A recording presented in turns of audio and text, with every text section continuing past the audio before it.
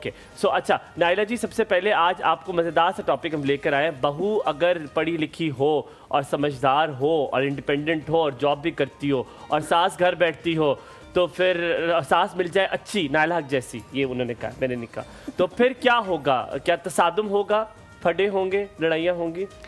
कुछ भी हो जाए, ये रिश्ता ही ऐसा होता है कि हर हाल में तसादुम तो होना ही होता है ना।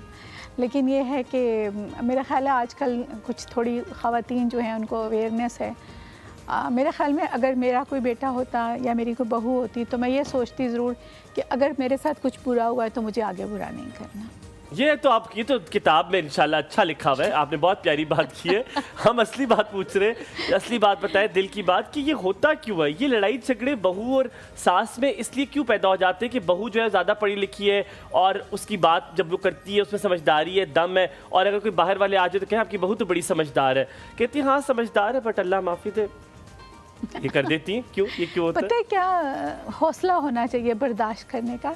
शायद जो मदर्स हैं वो अपने बच्चों को, अपने बेटों को शेयरिंग से घबराती हैं, शेयर नहीं करना चाहती, जबकि ऑब्वियसली ये होता है। सवाल पूछते हैं मकसद है क्या बहू में भी कोई गलती होती है? हो नहीं सकता सास ही गलती हो। बहू जो आती है ना, देखिए मैंने भी बेटियों की शादियाँ की और बहुत सारी मैंने देखी भी।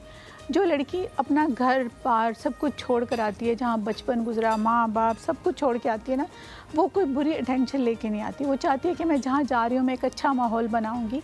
आगे से वेलकमिंग लोग नहीं मिलते उस तरह के। और वो नायला जी कुछ ऐसी बहुएं भी होती है जिनको लगता है आई नो इट ऑल, मुझे सब वाली पता है। जो बात है ना वो नायला जी कुछ हद तक सही है। रिसेंटली मैं भी एक ऐसा एक्सपीरियंस जो है वो कर रही हूँ कि बहुत सारे लोग ना शायद तन्हाई के आदी हो गए हैं। जैसे हम हैं, हम 5 बहन भाई हैं, तो हमें उस तरह तन्हाई की आदत नहीं थी, कभी भी नहीं थी।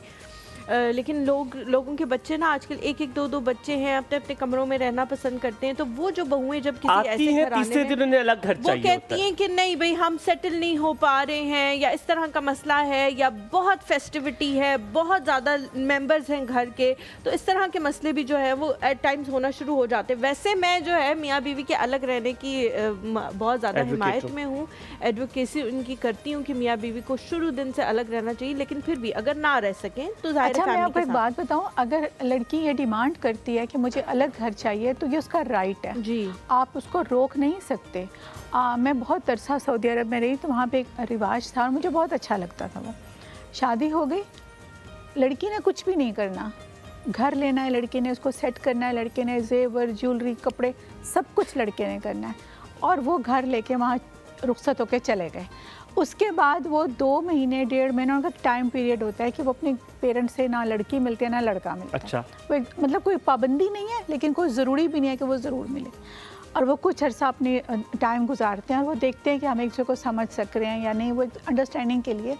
और उसके बाद अगर उनको लगता है कि हम नहीं साथ रह सकते तो वो अलग हो जाते हैं, लेकिन कोई इंटरफेरेंस नहीं होती ना लड़की की तरफ से ना। अच्छा, मैं बिल्कुल एडवोकेट नहीं हूँ अंडरस्टैंडिंग का। अब मुझे लगता है ये कोई ज़रूरी नहीं होता कि आपकी दूसरे बंदे से अंडरस्टैंडिंग हो, क्योंकि आजकल अगर आप सोशल मीडिया निकाले, जिन लोग की अंडरस्टैंडिंगियाँ थी ना, 10 दिन के बाद लिखा रहा है they have parted ways, they have taken divorce. अब डिवोर्स तो मजाक हो गया है। कल सोशल मीडिया पे 4 ब्लॉगर्स की डिवोर्स लिखी हुई थी, 4 ब्लॉगर्स की वन डे। लोग समझना ट्राई नहीं करते, कंप्रोमाइज नहीं करते। ये लव्स, ये चीज़ समझौता करना तो आता ही नहीं हमें। करना चाहिए। और पता है बच्चियों में भी और लड़कों में भी अब ना हौसला बर्दाश्त करने का नहीं रहा